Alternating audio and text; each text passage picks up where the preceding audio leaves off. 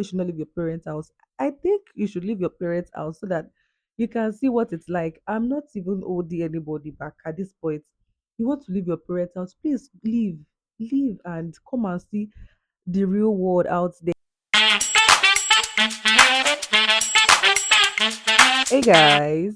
Ah, hi everyone. Welcome back to my YouTube channel. If you're new here, you're welcome. Grab a seat because this tea is about to be spilled. My name is Rachel Adegunloye, Richie O, Rachel Berry, Rachel, any freaking thing. But yeah, welcome back to my YouTube channel. If you haven't liked, subscribed yet, just click those cute tiny buttons that you can see below here, and we'll get right into it. So, hmm, interesting conversation today. I won't even lie. Interesting conversation today. I'll be talking about how and when I decided to move out of my parents' house. Oh, new addition today.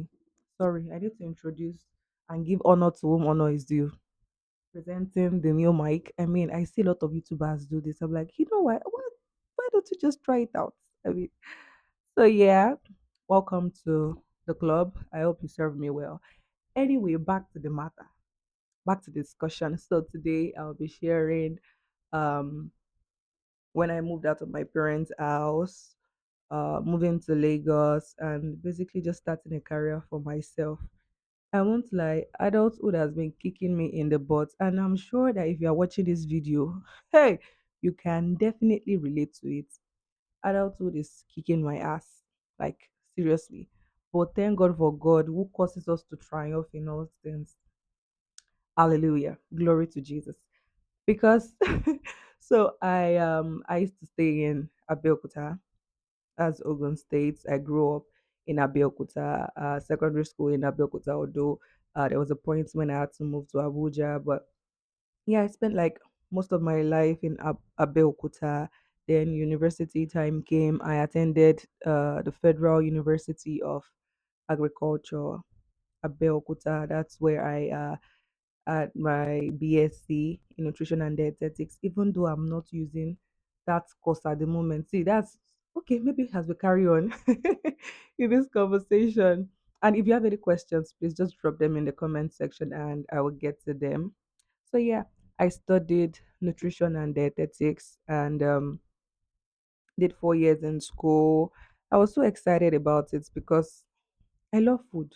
And the way I got to know about the course was so funny. So there's this thing in FUNAB. I mean, we call my school is known as FUNAB, right? So there's this thing where you have the 4 years course of study, you have the 5 years course of study. And I told my parents, I said, I don't want to spend more than 4 years in school. I don't know if any of you can relate. I don't like stress. I don't like stress at all. And I said, oh, I don't want to spend more than 4 years in school. And if you studied any agricultural course, like in FUNAB, you have to go on something they call FPY.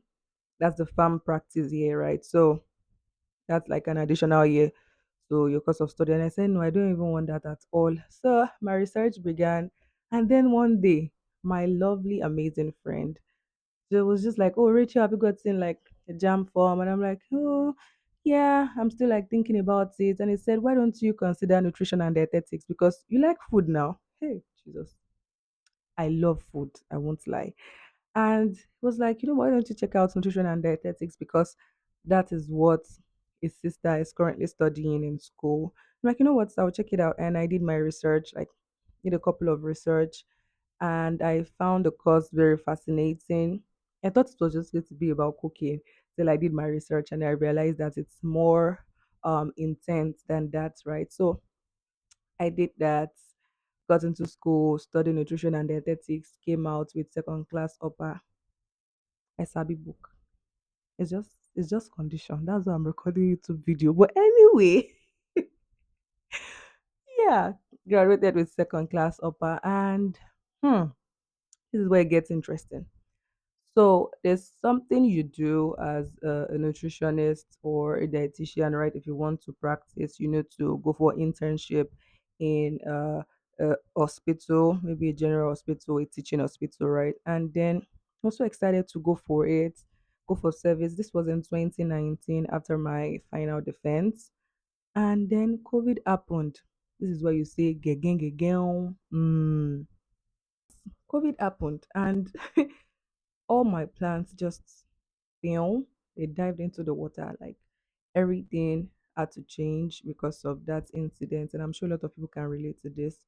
I had so many ideas, so many plans to go for service, do my internship, and then that's when the part of marketing opened up to me. I've always like been in marketing, right? Like I started as a social media manager for my sister Mary. Shout out to Mary. Right, I was working as a social media assistant. Then came up with captions, content ideas, and stuff like that. And I also worked as uh a platform manager, like Instagram manager for an events management company I was working with then. So I had like a background check in marketing through social media management, but it wasn't as deep as I wanted to be. So I took up courses in marketing. Shout out to HubSpot, HubSpot Academy. I started with that, and that's when I like fully launched into marketing for real, for real. But then I was still living in my parents' house. And as a teenager, there's just that part of you that wants to break out. Like, why are they telling me to do this? Why are they telling me to do that? You just want to be independent. You want to show that, oh, because I wanted to be independent so much. Like I wanted to break free, leave my parents' house, do my own thing. I mean, I'm an adult. I can make decisions for myself. I remember during COVID, I didn't tell my parents that I was going to cut my hair. I think I was 19 or 20 then. Just went to the salon and cut my hair, came back home with a shaved head. My dad was staring at me for like minutes, was like, Rachel, you for more woolly. Like, what exactly is wrong with you? Do you get like I wouldn't call it rebellion. It's rebellion. Well, I wanted to show myself and prove that I was able to make like grown ass decisions, right? And it was such an interesting phase because I mean I was navigating that, also navigating relationships, navigating career decisions like after school and whatnot. Then COVID happened and plans changed and I had to launch into like another career path which was like marketing. And I actually enjoyed those periods because it stretched me, like really, really stretched me. Even my parents like saw a change in me. I was this I mean, it wasn't as if a lot changed, but they noticed that my perspective about life changed. The kind of decisions I was making changed. Like I was recording videos, creating content, and yes, they gave me all the support I needed. I won't even lie.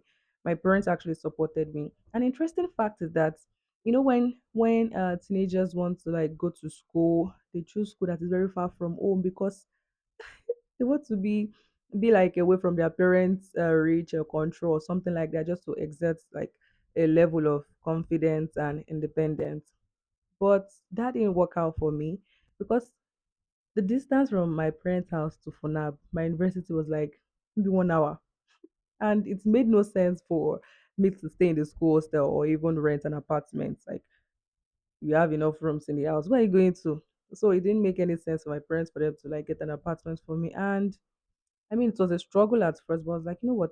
I'm just going to deal with this 4 years of my life. Let's see how it goes. And I would say I did not experience stress. They gave me the liberty to make decisions, to go out. Yeah, actually, I had so much fun in my undergraduate days while living with my parents. Oh, because the only time I knew that, okay, oh, they wanted to stress me, maybe a little bit, was uh maybe making decisions like, oh, going out, all those curfew kind of thing, right? And even when I want to stay out late at night, I give them heads up. Oh, I'm going to be staying with X, Y, and Z in school. I'm not coming back tonight, and they would understand because they know my friends. My friends used to like come around, so it was so easy to navigate that. And I tried as much as possible to be open about my going out, the people I visit, so they wouldn't have a cause to worry. So that created a level of trust, right? And it made a lot of sense because throughout my undergraduate days, I went to parties. Oh. Yeah. I know my siblings would have been shocked hearing this. I attended parties. I went out. But I was still a good girl. Always have been a good girl. I will always be a very good girl. Right. So it's created a level of trust in my parents and I, and we didn't really have any trouble navigating that part. But there was still that part of me that wanted to leave. And I saw NYC as that escape because I said I was going to choose like a very, very far state like Abuja or Lagos or just somewhere that won't have them watching my neck or breathing down my neck like 100% and all the time. Then COVID happened and I was so stressed that I'm like, what exactly is going on? But then gradually COVID started packing up and I started applying for jobs, right? I I started applying for jobs, internships, just so I could like test out the things I've learned. And even by the side, I was creating content, shooting videos, trying to like apply the things I've learned about nutrition, posting it on social media. And it was such an interesting phase because I didn't have enough experience, but I was willing to learn. So I got that's in my very first marketing official job was at Eden Shield, Demi Amodu. Oh my God, that man is amazing. And I got it through Tomison Smith. She is like one of the people I look up to when it comes to marketing. She's on Instagram, she's on LinkedIn. Please follow her, give her a shout out. She's amazing, right? I saw a post on her page looking for social media managers to hire, and I applied. We went through the interview, it was good, but I can't really remember what happened, why I wasn't selected. I can't remember though, but she went with someone else. But she said I really did well in the interview, so she would recommend me to someone that needed a social media manager, and that was like the starting point for me. You know, someone willing to just give me a chance, even though I didn't have like enough experience, but I was willing to show that, oh, I know this thing. I'm ready to learn. I'm not claiming I'm perfect, which I've seen a lot of people do. You know, Sabi this thing, you no sabi this thing at all, but you sha want to, we have this fake it till you make it mentality, and it's killing a lot of people. While there may be some situation where you have to maybe puff up knowledge or claim you know certain things, try and know the roots of those things as much as possible so you don't look stupid when it comes to applying them. And this woman was willing to take a chance on me, right? Eden Shield. That was like, no, it was even a fashion brand. Yeah, was a fashion brand. Then it's morphed into Eden Shield. Like they sell. That was during the COVID era. They sell face masks, face shields, those fancy, cute things like that. And it was amazing because I had to come up with content, concepts from scratch, and she gave me the flexibility I needed to just get the work done right. And it was an amazing experience. I won't lie. I mean, I actually did a lot of social media management for like some brands on the side, right? So I would say maybe I was in my freelancer era then. It was my freelancer era then. But it was such a mind blowing experience for me and also eye opening because I mean at the point I didn't know much about selling yourself.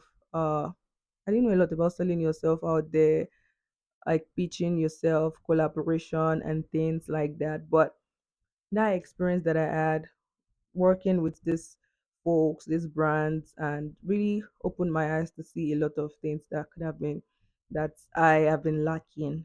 Yeah, and I was doing all these things from the comfort of my parents' house. They knew when I was getting rejections back to back. They were constantly encouraging me.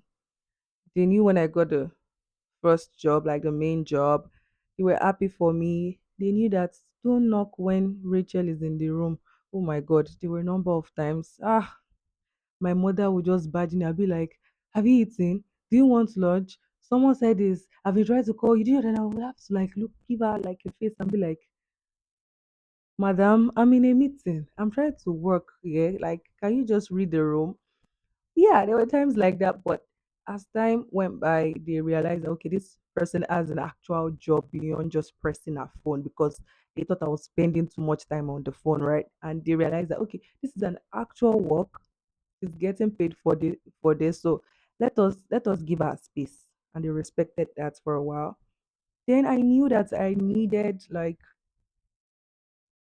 what should I call this? Like, a solid experience in the marketing field, in terms of career, in terms of um basically official experience when it comes to marketing. And I knew that being a freelancer is good, it is great, but I just wanted that structure, working in an organization. Then there was an opportunity to, uh, there was a role as the social media associate at Anaco. Hey, shout out to my friend Tosin Daldo. I love you if you're watching this. She saw the opportunity. I mean, I've known about Anaco for like the longest time. Lomolara Dada. I mean, she shot her shots at the CEO Editi, and then she got the job. So since then, I've been like stalking Anaco. I remember one time I applied to their internship that's fought by Anaco, and I didn't get the job. I didn't get it. I was so pissed. I was so like, what did I do wrong? Then this social media associate role came into play, and my friend was like, "Oh, Rachel, will you just give this a shot?" And I did, and I got a job, but it would require me to move to Lagos. Hmm. Like, I'll pack all my bags and move to Lagos, and my parents will not say, "Rachel, where exactly do you think you're going to?" Oh my God. I would say moving to Lagos, has been a very unique experience. I mean, I was coming to a place where I really didn't have anybody. I mean, my sister used to live in Lagos before she moved to Abuja. My friends were in Lagos, but they had people they were staying with. It wasn't as if they had like their own apartments per se. So, and from the stories I've heard about Lagos, Lagos is a crazy place. Like, it's a crazy place. People live under the bridge. People live everywhere. People show, what do they call that thing? Shared apartments and all those kind of stuff. And I'm like, am I ready for that? And that almost threw me into panic mode. That's another thing. See, if you get like a fully remote job and you're living with your parents, see, as long as both of you have like a working structure and they won't stress you, don't leave your parents' house and say you want to come to Banana Island. Mm, don't even bother. Don't even bother to leave your house, because you have, I mean, people would say, oh, you need to spread your wings and fly, but you can still fly. Do you know how much they are selling cotton right now? How do you even know how much rent is? And with the way the rent situation is going, they are all constantly increasing the rates like every year without even making any significant change to the apartments. So you can still spread your wings and fly as long as it's not eating anybody. So that's the money. Yoruba will say, "Oh, what's the money moya and yell?" Like, it's the money that I have borrowed, is the wisdom and sense that I have. Because if the role in I got in Anako was fully remote, I had no need to move to Lagos. There was like lights, water, the internet was good. I had no reason to, but it's an hybrid role. It was an hybrid role, and I had to move to Lagos. Then I packed my bags, told my parents that I was moving to Lagos, and they were like, Rachel, where are you going to stay? Who do you know? They started calling people. Hmm. But then I was like, as a child of God, I can never be stranded. I can never, ever, ever be stranded. So I moved to Lagos, and it was an interesting experience. I was scared, I won't even lie. I was very, very scared because I moved when I was maybe 22, like 21 or 22, yeah. Wow. I'm old. I feel so old right now. That's like 5 years ago. I was scared, I won't even lie. And I was moving to a place I wasn't used to. I was moving to like a more structured organization. I don't know how they used to perform in office. Do you call them mad? Do you call them sad? Do you kneel down? Do you fly? Do you jump up? Do you hug them? Do you understand? Like, moving from a freelancer way of doing things to a more structured organization. I had no clue, but I was willing to learn. I was ready to learn. And I moved to Lagos, and I started my job at Anaco. And the way my life just changed was, I can't even express it. There was a change in the way I was asking. I think there's a spirit in Lagos.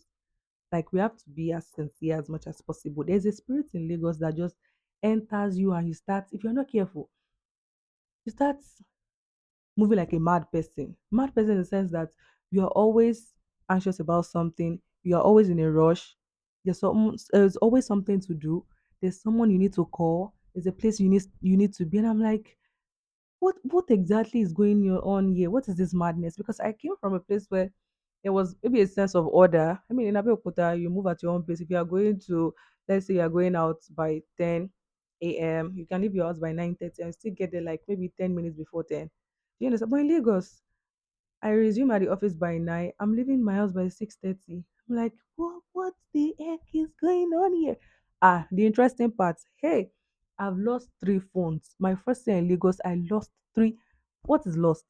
They stole three phones from me. Two iPhones and one Techno. Mm, yes. Three. Three phones. Three phones. I wanted to run mad. I said, am I sure this place is for me? Like, let me just carry my bag and go.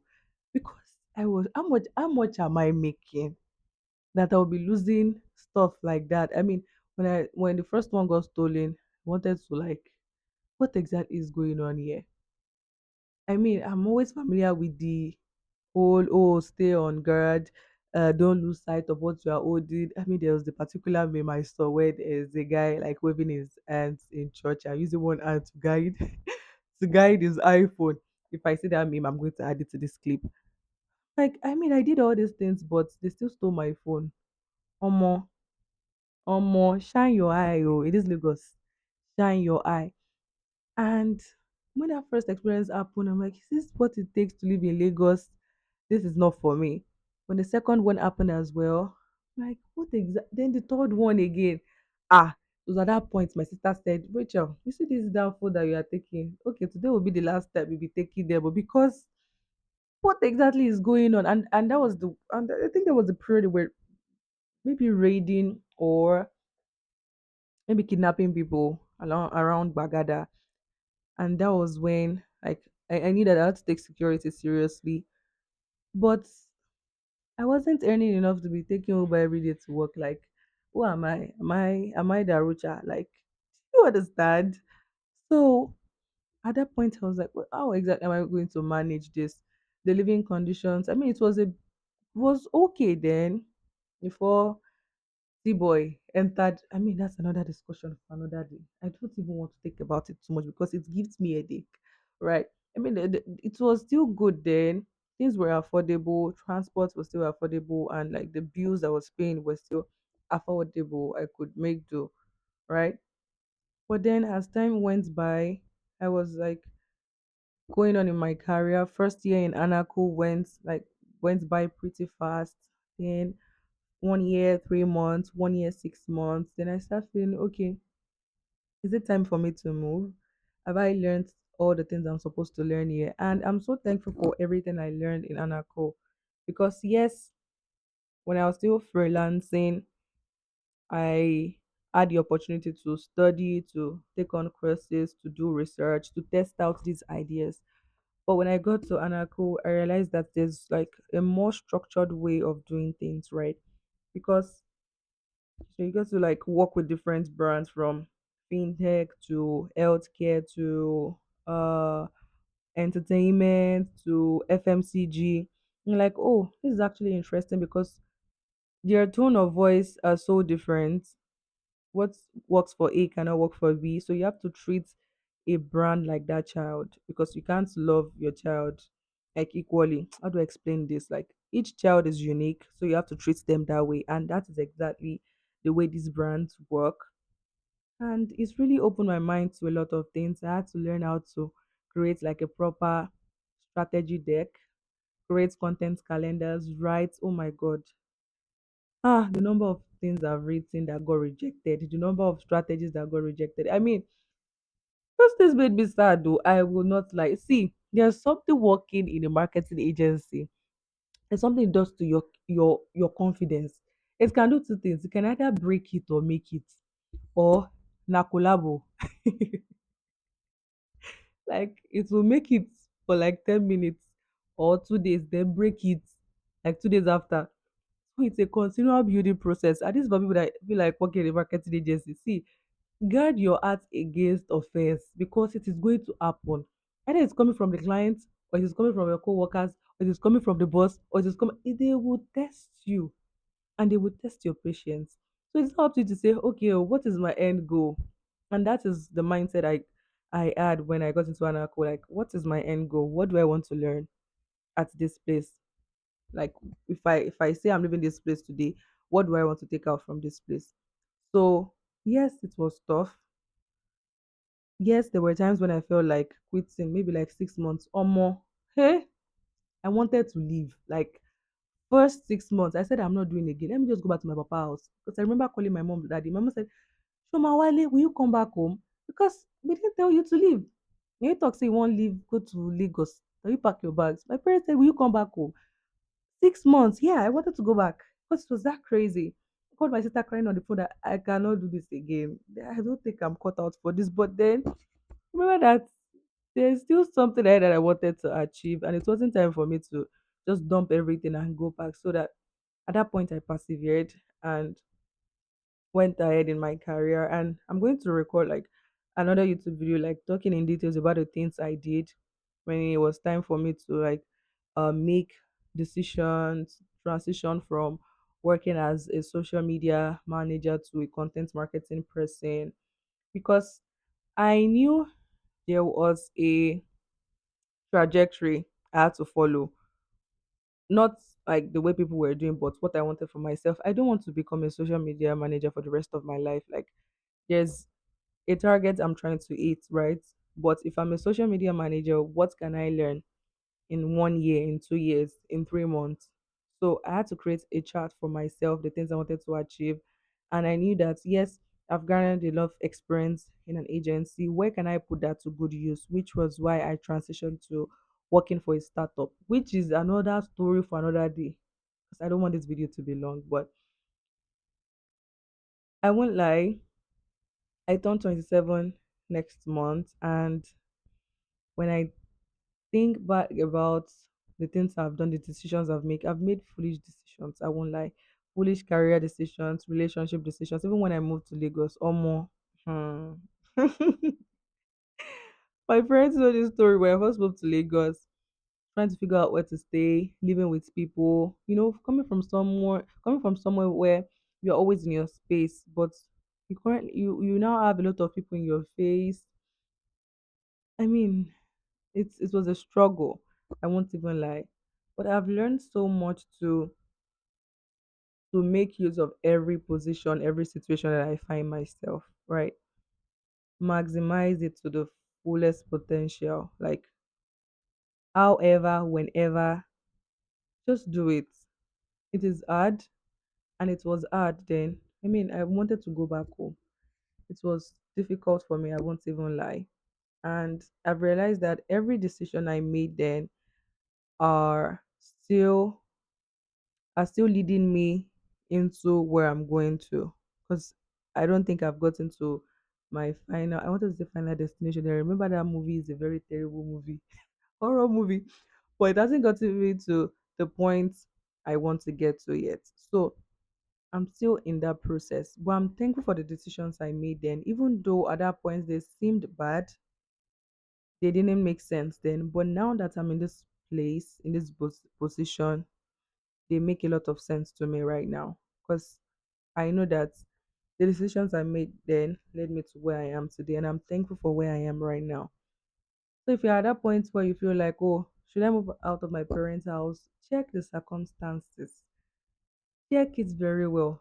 Be sure you are making decisions, making informed decisions, not because of the way they are treating you. Because see, I realized that our parents love us. Yes, they may call it tough love, but they always have your best interest at heart. And I feel like their problem is that they don't know how to communicate that in a way that makes sense, at least for most parents. They don't know how to communicate that in a lot of ways that make sense. So they try to force you to stay in one place, they check your movements, and it's because they love you. And now that I'm an adult, it makes a lot of sense now. But I always feel like there's a better way to do that. And I believe if you're an adult, maybe in your early 20s and you're still living with your parents, you can have conversation with them. I remember one time I had to call my daddy. I went to Lagos for a party. I told him I was going to go for that party, but he said no. And I'm like, why would you tell me not to go? So I went and I turned off my phone. Oh my God, this man was raking. He was so scared. It was when I was like coming back from Lagos, I turned on my phone. He was calling me. He was scared. Where are you? Yada, yada, yada. Do you understand? So that night, I just called him. I had a conversation with him that if you continue this way, I'll keep going out behind your back. If you keep turning me down, I'll keep going behind your back because I've given you full details about where I'm going to, who I'm going with. I even gave you the numbers, people you can call, but you keep saying no. If you keep saying no, I will run out of the house and go to this party, and there's nothing you can do. Like I remember that my dad was looking at me like, "You Lily, what kind of girl is this?" But since that night, we had a conversation, and I told him that I'm an adult. I can make decisions. Yes, foolish decisions can come in once in a while. I'm not denying that. But if I'm making decisions like this, I want you to know that if I'm telling you, it's because I want you to be involved, and I don't want to get to the point where I have to lie to you. And that really changed the way, uh, changed our relationship, right? He knew about the people I was visiting. He knew when I was going out. He knew when I was coming back in. He had people's number on speed dial that he could reach out to if my number wasn't going through. I started traveling, keeping them in the loop. Do you understand? So have conversations with your parents, sit them down and talk to them. At least to an extent, they will listen to you before you say, oh, you want to move out of your parents' house, oh, you want to get a new job, or you want to get your own apartment, you want to live in Lagos. I feel like there should be a manual on how to live in Lagos. I know there's a book on all the Lagos men are mad, but we need like actual omogbon book on how to live in Lagos because the first 3 months was traumatic for me. Imagine losing three phones in 1 year. It was mad. Like it was crazy. It was crazy. So if you have people that you trust that can lead you right, if you are coming to Lagos, let them hold your hand. And I'm thankful for where I am in my career, even though it's not where I want to be yet. I'm thankful for how I started. I'm thankful for the people that give me chance to explore, right? With their brands, with a number of things. I'm thankful for that, and I'm thankful for where it has gotten me to right now. I'm thankful for the experience I've garnered along the way. And I know they are like stepping points into where I'm going to because the journey long, baje baje. The journey is very long, and I'm thankful for that. And in my next video, definitely I'll break down what you should look out for if you're a career oriented person, especially in marketing, who you should talk to, what you should do, how to even get your first remote job as a social media manager or even a content marketing manager. So, see here. If you've not subscribed, hit the subscribe button, like this video, and also share. And I'll be seeing you in my next video. Peace out.